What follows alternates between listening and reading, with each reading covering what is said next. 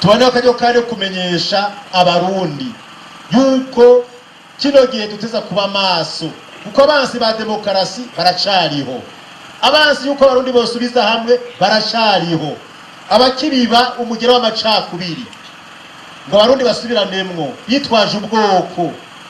Hariho abarundi n'abanyamahanga bari hamwe basye batambaye kugira ngo arakunde bocanishamo abarundi.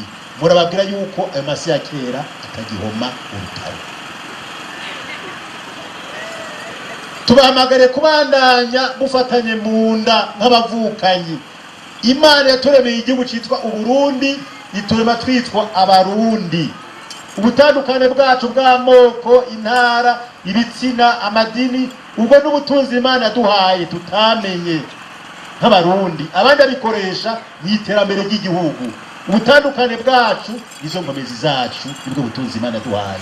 Twese tugire urunani rw'intamenwa kugira ngo twubake igihugu ciza Imana yaduhaye. Basokuru banze bati uwambaye ikirezi ntagira gute ntamenya ko cera. Kino gihugu cacu ni igihugu ciza cyane kirimo ubutunzi.